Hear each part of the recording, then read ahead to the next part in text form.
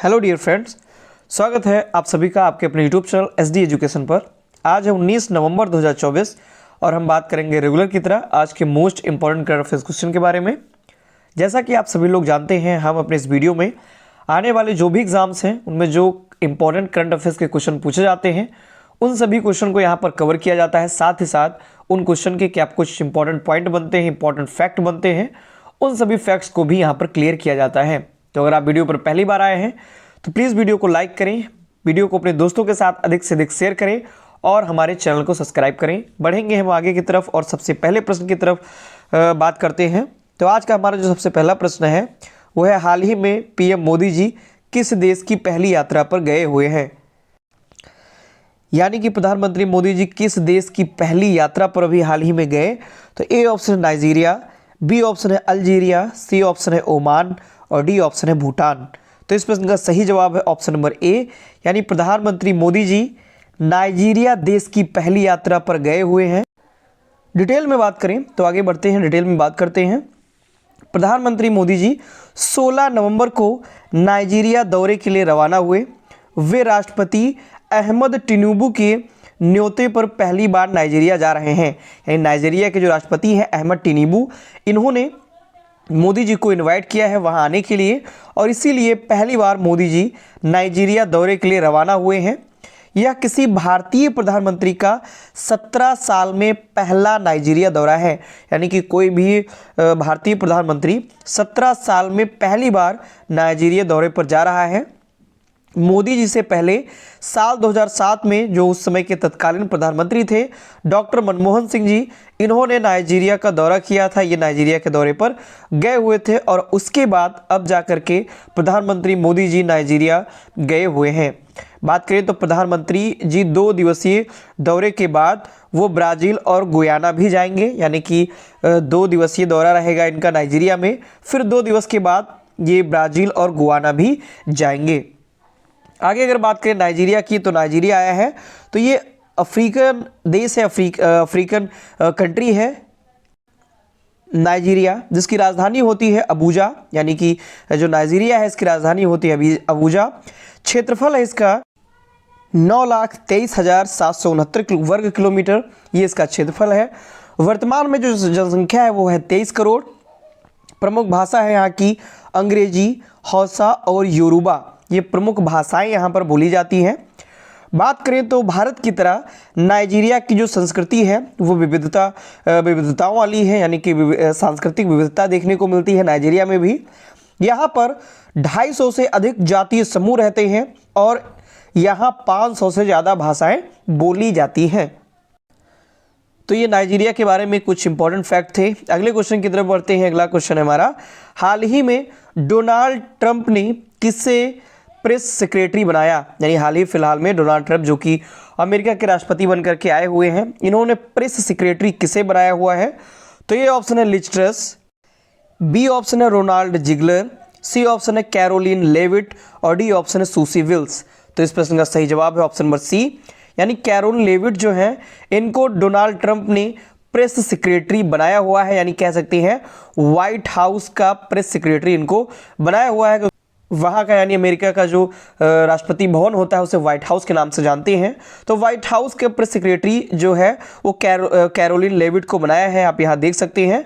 और डिटेल में अगर हम बात करें तो हाल ही में डोनाल्ड ट्रंप ने 27 साल की कैरोलिन लेविट को प्रेस सेक्रेटरी बनाया है। कैरोलिन जो है वह यह पद संभालने वाली यानी प्रेस सेक्रेटरी बनने वाली सबसे युवा सेक्रेटरी होंगी। इससे पहले सबसे युवा सेक्रेटरी का जो नाम था वो किसके नाम था? तो इससे पहले 1969 में प्रेसिडेंट रिचर्ड निक्सन ने 29 साल के रोनाल्ड जिगलर को प्रेस सेक्रेटरी बनाया था। यानी इससे पहले सबसे कम उम्र का जो खिताब था प्रेस सेक्रेटरी बनने का वो रोनाल्ड जिगलर को के पास था, जो कि 29 साल में प्रेस सेक्रेटरी बने थे। और अब जाकर के 27 साल की कैरोलिन लेविट प्रेस सेक्रेटरी बन करके सबसे युवा सेक्रेटरी बनी हुई है। बात करें कैरोलिन जो है वो हाल ही में हुए राष्ट्रपति चुनाव में ट्रंप के कैंपेन की नेशनल प्रेस सेक्रेटरी भी रही थी। अगले पॉइंट की तरफ बढ़ते हैं।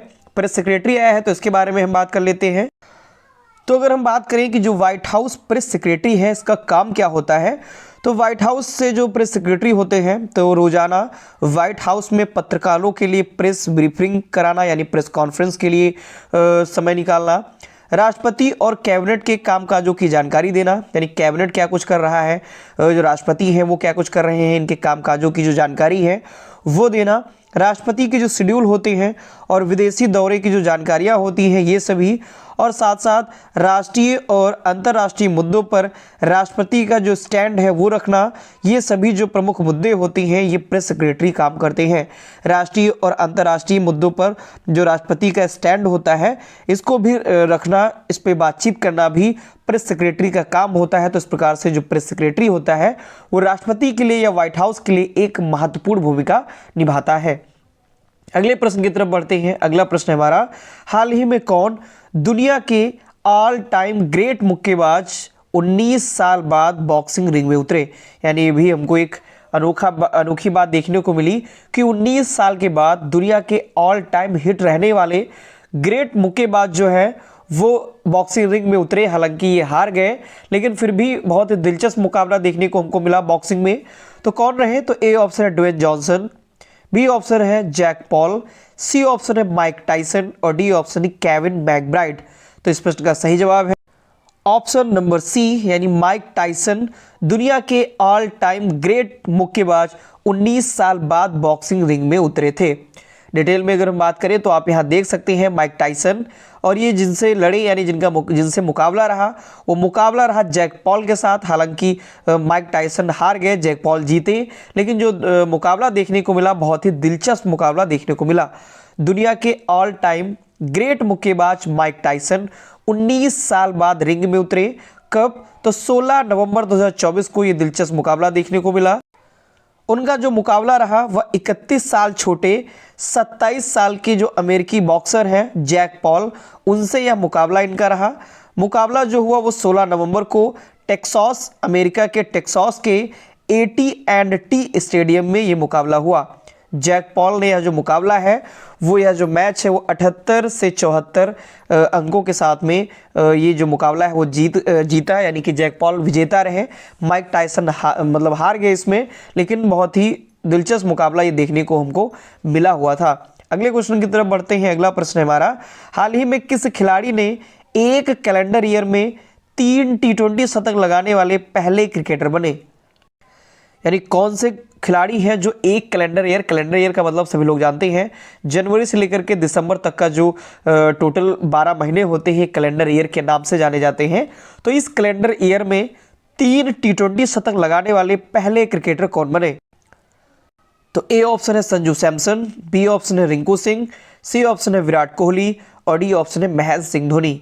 तो इस प्रश्न का सही जवाब है ऑप्शन नंबर ए यानी संजू सैमसन एक कैलेंडर ईयर में T20 शतक लगाने वाले पहले क्रिकेटर बन गए हैं।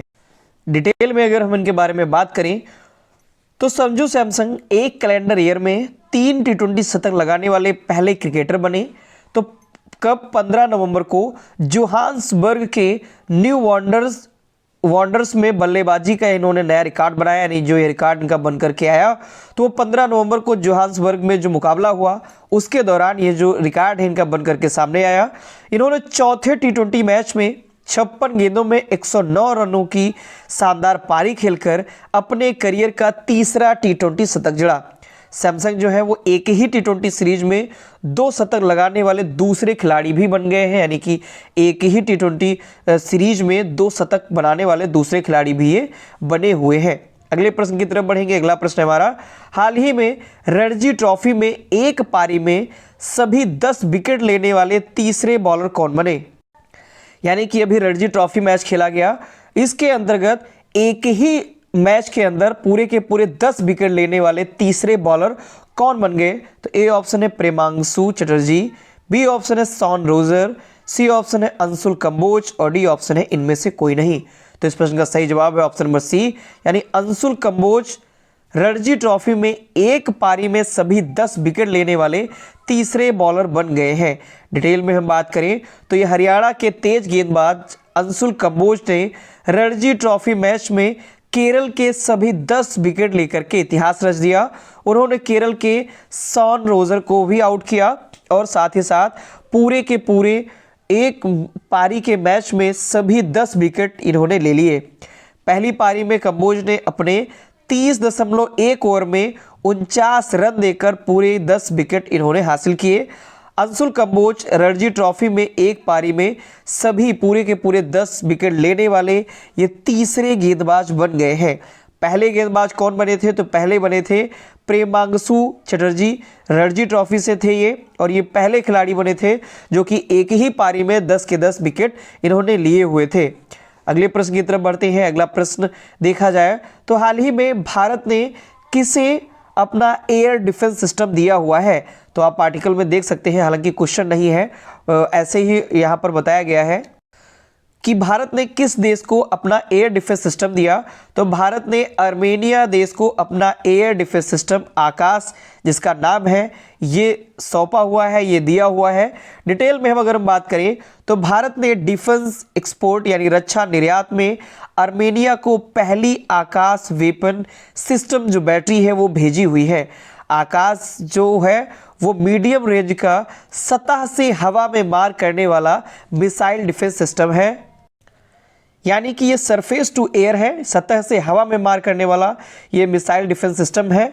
भारत ने 2022 में आर्मेनिया को $250 बिलियन की multi barrel rocket launcher, anti tank हथियार और युद्ध सामग्री आदि भी दी थी। और अब फिर जाकर के भारत ने आकाश नाम से मीडियम रेंज का जो सतह से हवा में मार करने वाला मिसाइल डिफेंस सिस्टम है ये आर्मेनिया को भेजा हुआ है।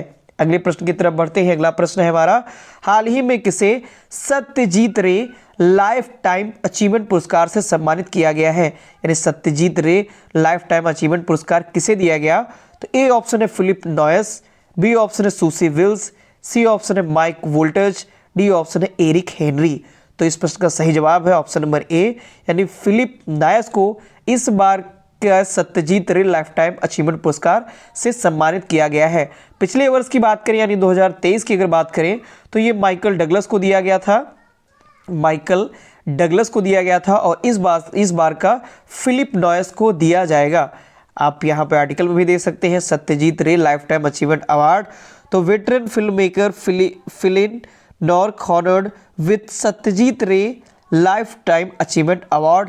डिटेल में हम बात करें तो अनुभवी फिल्म निर्माता फिलिप नॉयस को Satyajit Ray life time achievement पुरस्कार से सम्मानित किया गया या किया जाएगा। कब किया जाएगा? तो ये भारतीय अंतर्राष्ट्रीय फिल्म महोत्सव IFFI जो कि गोवा में आयोजित होगा 20 से 28 नवंबर 2024 तक ये आयोजित होगा गोवा में। इसी के दौरान ये Satyajit Ray life time achievement पुरस्कार है वो फिलिप नॉयस को दिया जाएगा। इस वर्ष ऑस्ट्रेलिया को विशेष फोकस देश के रूप में चुना गया है। जो इस वर्ष की थीम रखी गई है वो थीम है युवा फिल्म निर्माता भविष्य अभी है। ये इस वर्ष की थीम है, इंपॉर्टेंट थीम है। और जो उद्घाटन फिल्म होने वाली है इस समारोह की वो होगी बेटर मैन, जो कि उद्घाटन स्वरूप ये सबसे पहले ये फिल्म दिखाई जाएगी। अगले प्रश्न की तरफ बढ़ते हैं।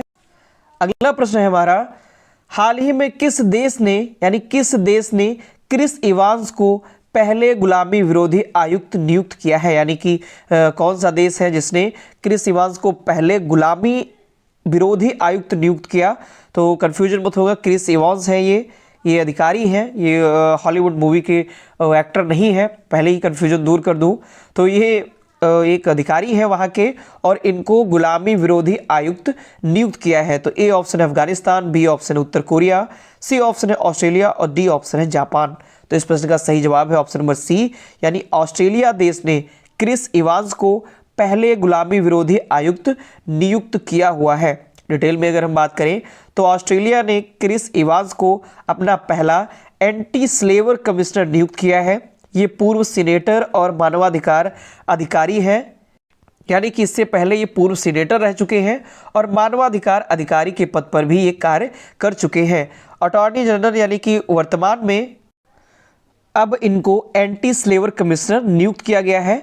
अटॉर्नी जनरल जो है मार्क ड्रिफस, इन्होंने घोषणा की है कि क्रिस इवांस का जो 5 साल का कार्यकाल है वो दिसंबर में शुरू होगा।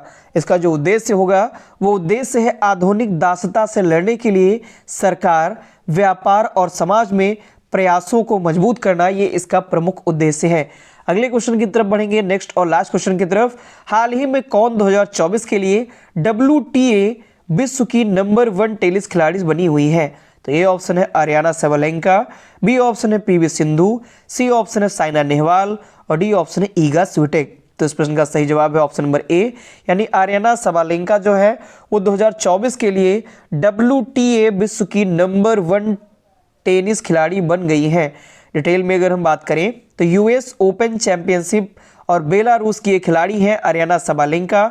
ये दुनिया की नंबर 1 की महिला टेनिस खिलाड़ी यानी वुमेन टेनिस एसोसिएशन की तरफ से इनको महिला टेनिस खिलाड़ी नियुक्त किया गया है, दुनिया का नंबर 1।